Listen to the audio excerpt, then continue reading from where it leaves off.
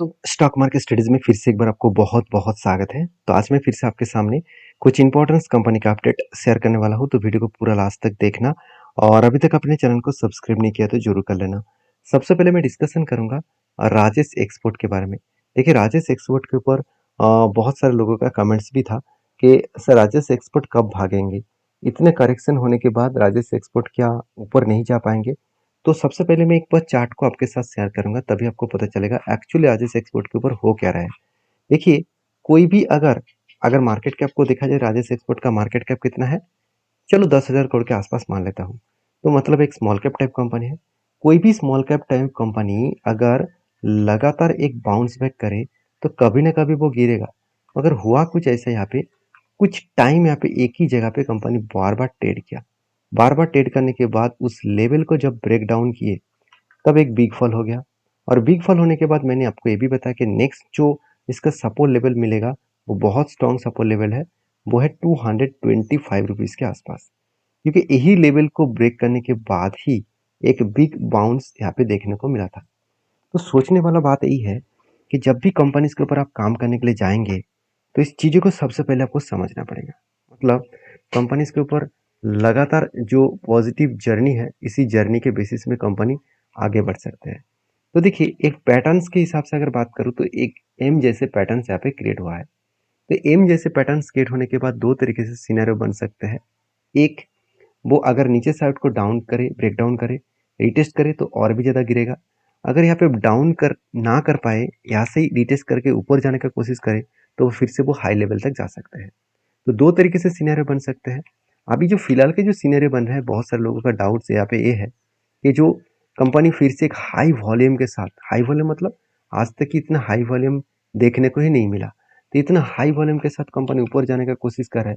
क्या वो ऊपर जा पाएंगे? क्योंकि मैं पहले ही बोल चुका हूँ, इस सपोर्ट लेवल के आसपास जब भी आने का कोशिश करेंगे, वहाँ पे बड़े इंस्टीट्यूशन माल खरीदारी करने का कोशिश करेंगे।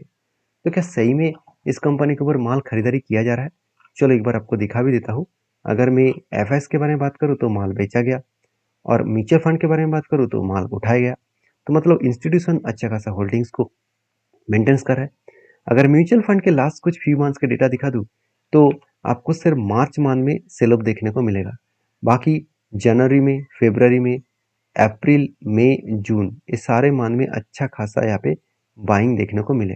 तो मुझे लगता है बेस्ट तरीके से यहाँ पे बाइंग देखने को मिला, जो बाइंग कंपनी को आगे बूस्ट करने के लिए काफ़ी है। तो मैं इस कंपनी के ऊपर बुलिश इसीलिए हूँ क्योंकि कंपनी के ऊपर एक अच्छा खासा जर्नी हो रहा है। दूसरी बात, इस कंपनी के ऊपर फाइनेंशियल जो डेटा है, वो बताया जा रहा है कि इस बार डेटा पॉजिटिव होने का चांसेस है। क्योंकि देखिए, पिछले क्वार्टर्स में कंपनी 32 करोड़ का लॉस किया था, जो इतने दिनों में कभी भी कंपनी नहीं किया। मान लेता हूँ कंपनी का प्रॉफिट धीरे धीरे करके कम हो रहा था, और फाइनली जाकर पिछले क्वार्टर्स में कंपनी लॉसेस किया।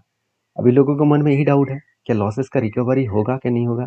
देखिए, अगर मैं ओवरऑल कंपनी के बारे में बात करूं, तो 35% मार्केट शेयर इस कंपनी के जो डेटा देखने को मिला यहाँ पे, उस हिसाब से देखा जाए, मतलब 35% मार्केट शेयर, और वो भी ग्लोबली मार्केट में गोल्ड माइनिंग के ऊपर इसी कंपनी के नाम पे दिखेगा। तो कंपनी में खराबी है ऐसे बोलना भी गलत होगा। हाँ, एक दो क्वार्टर में कंपनी लॉसेस किया, प्रॉफिट कम किया, इसको देखकर लोग अगर डिसीजन खराब ले रहा है, तो मेरे हिसाब से आपका डिसीजन गलत है। मैं इस कंपनी के ऊपर पॉजिटिव तो हूँ। हाँ, फिलहाल के लिए मेरा कोई ट्रेड नहीं है। हाँ, एक ट्रेड मैंने लिया था और वहाँ पे मुझे लॉसेस बुक करना पड़ा, क्योंकि मैं पहले ही बोल चुका हूँ, मैं हमेशा खुद के रूल्स को फॉलो करके चलता हूँ। तो बेसिकली कंपनीज के ऊपर फिलहाल के लिए कोई ट्रेड नहीं है। जब ट्रेड बनेगा तो मैं आपके साथ शेयर करूंगा। नेक्स्ट जो कंपनी, उसका नाम है यूनियन बैंक ऑफ इंडिया।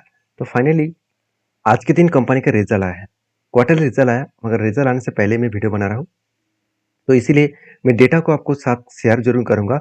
वो आपको देखकर एक अंदाजा लग जाएगा कि कंपनी का किस तरीके से परफॉर्मेंस होने वाला है।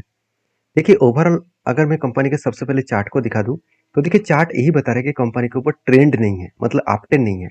तो पिछली बार का जो रिजल्ट आया था, वो कब आया था? वो आया था 10th में, मतलब 10 तारीख को, मई मंथ में। और उसके बाद इस बार रिजल्ट कब पब्लिश किया? इस बार रिजल्ट 19 जुलाई। तो 19 जुलाई में कंपनी रिजल्ट तो पब्लिश किया, उसके साथ साथ डिविडेंड भी अनाउंसमेंट कर दिया। 3.60 रुपीज़ करके पर शेयर में कंपनी डिविडेंड देने जा रहा है। तो अच्छा खासा कंपनी यहाँ पे डिविडेंड अनाउंसमेंट किया है, और कंपनी इस डिविडेंड आपको जल्द से जल्द देने वाला है। मगर एक चीज़ को नोटिस करना, पिछले क्वार्टर्स के से लेकर इस बार क्वार्टर का जो डेटा है, वो डेटा में कुछ खास ग्रोथ नहीं है। एक ही जगह पे कंपनी ट्रेड कर रहा है। इसका मतलब कंपनी का जो रिजल्ट है, वो एक एवरेज रिजल्ट आने का चांसेस है। क्योंकि पिछले सालों का जो रिजल्ट था, वो अच्छा खासा देखने को मिला था। 22 करोड़ से 26 करोड़ तक देखने को मिले। एक्सपेंस मिटाने के बाद 2,800 से लेकर 3,300 करोड़ तक कंपनी का नेट प्रॉफिट देखने को मिले। तो सारी चीज़ों को अगर देखेंगे, तो कंपनी के ऊपर एक बेस्ट तरीके से जर्नी अपकमिंग टाइम्स में होने का चांसेस है। अगर नोटिस करेंगे एक बात को, पिछले सालों के जो ईयर ऑफ ईयर बेसिस में जो प्रॉफिट ग्रोथ था, वो तो पॉजिटिव था, मगर क्वार्टर ऑफ क्वार्टर बेसिस में जो प्रॉफिट ग्रोथ था, वो पॉजिटिव नहीं था। तो इस बात को आपको याद रखना होगा कि कंपनीज के ऊपर जब भी आप काम करने के लिए जाएंगे, जब भी इस चीज़ों को आप समझने के लिए जाएंगे, तो आपको हमेशा इस डेटा को याद रखना है। तो प्रॉफिट एंड लॉस के हिसाब से बात करें तो कंपनी के ऊपर एक प्रेशराइज बनता हुआ देखने को मिले। अभी इस बार क्वार्टरली रिजल्ट आने के बाद ही पता चलेगा कि कंपनी कितना ग्रोथ करेगा। तो पीएसयू जो सेक्टर है, उसके ऊपर आपको एक चीज़ों को नोटिस करना है। सबसे पहले जो नोटिस करना है कि सही में कंपनी का लास्ट 10 ईयर्स में कंपनी का सेल्स का ग्रोथ हो रहा है, क्या प्रॉफिट का ग्रोथ हो रहा है? तभी पीएसयू कंपनी आगे बढ़ने का पोटेंशियल रखेंगे, नहीं तो खत्म हो जाएगा। क्योंकि इस हफ्ते में मैं एक वीडियो आपके साथ शेयर करूंगा, कुछ पीएसयू कंपनी के बारे में बात करूंगा, जो पीएसयू कंपनी एक बबल बन चुके हैं। कभी ना कभी वो ब्लास्ट होंगे, और उस बबल ब्लास्ट के बाद ही वो कंपनी बिग फॉल आपको दिखाएगा।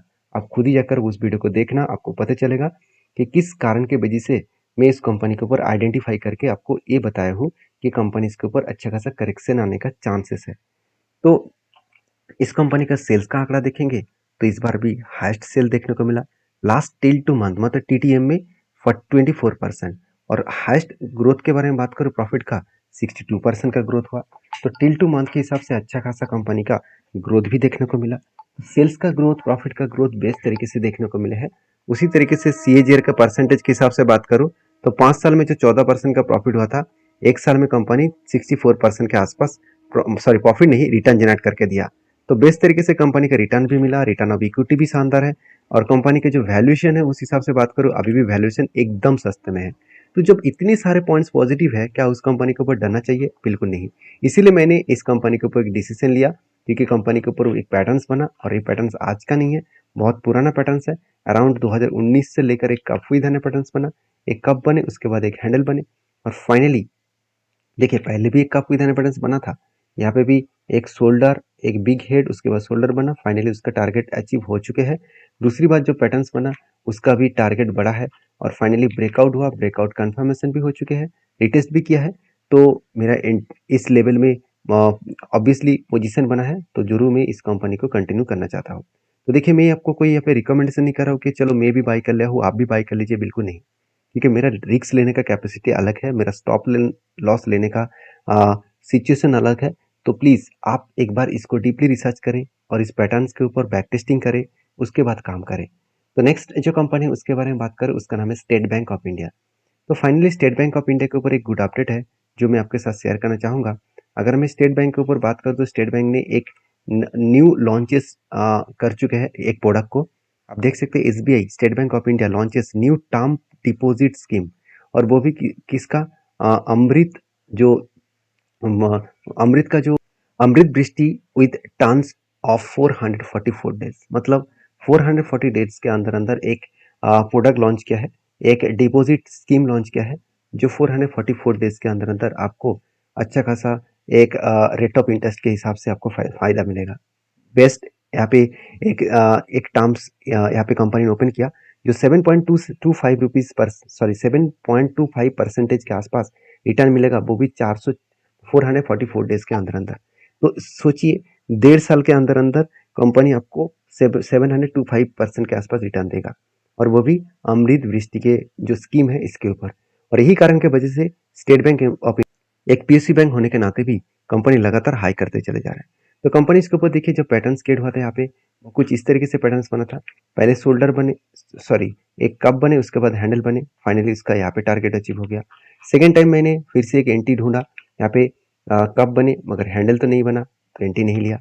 थर्ड टाइम फिर से एक बार एंटी बनने जा रहा है, क्योंकि यहाँ पे इसका टॉप लेवल में अगर यहाँ पे एक कप बने, उसके बाद हैंडल पैटर्न बने, तो मैं फिर से यहाँ पे एक एंटी लेने वाला हूँ। तो स्टेट बैंक ऑफ इंडिया के ऊपर मैं बुलिश हूँ। आपकी क्या राय है जरूर कमेंट्स करना, क्योंकि कंपनी के ऊपर क्वार्टरली जो रिजल्ट है वो इस बार भी हाईएस्ट देखने को मिला। फर्स्ट टाइम कंपनी इतनी ज्यादा सेल्स किया, इतने ज़्यादा रेवेन्यूज़ किया, 98,000 करोड़ से 1,17,000 करोड़ बन चुके हैं। उसी तरीके से अगर नेट प्रॉफिट को दिखाए तो 18,000 करोड़ से 22,000 करोड़ तक कंपनी का नेट प्रॉफिट देखने को मिला। तो बेस्ट तरीके से कंपनी का नेट प्रॉफिट देखने को मिला है और उसी बेसिस में कंपनी का अर्निंग पर शेयर भी बढ़ चुका है न अराउंड 10 रुपीज़ के आसपास से कंपनी का earning per share around 23 rupees तक बन चुके हैं। तो बेस्ट तरीके से अर्निंग पर शेयर देखने को मिला जो कंपनी को बूस्ट करने के लिए काफ़ी है, जो कंपनी को आगे बढ़ाने के लिए काफ़ी है। बाकी एज ए इन्वेस्टर इस कंपनी को अच्छा खासा इन्वेस्टमेंट करके रखे हैं। क्यों ना करें, क्योंकि कंपनी के ऊपर अच्छा खासा रिटर्न जो मिला है, कंपनी एक साल में 46% का रिटर्न दिया और हाईली ग्रोथेबल सेल्स का इंक्रीज किया और प्रॉफिट में थोड़ा सा करेक्शन आया 50% का, मगर सेल्स में बहुत शानदार ग्रोथ देखने को मिला। तो मैं इस कंपनी के ऊपर पॉजिटिवली थिंकिंग हमेशा रखता हूँ, मेरा इन्वेस्टमेंट भी है और जब जब ट्रेड मिले तब तब मैं इस कंपनी के ऊपर ट्रेड भी लिया हूँ। बाकी आपके क्या ओपिनियन है जरूर मुझे कमेंट्स करके बताना। तो नेक्स्ट जो कंपनी है उसके बारे में बात करूँ, उसका नाम है केएसबी लिमिटेड। तो केएसबी लिमिटेड बेसिकली एक छोटा सा कंपनी है 17,200 करोड़ का। तो कंपनी ने गुड अपडेट दिया, वो है स्पीड का। कंपनी 25 तारीख को आपको हर एक के बदले आपको 5 शेयर देने जा रहा है। तो जो लोग स्पीड पाना चाहते हैं एक बार डीपली रिसर्च करें, उसके बाद काम करें। मिलते हैं नेक्स्ट वीडियो में, तब तक के लिए धन्यवाद।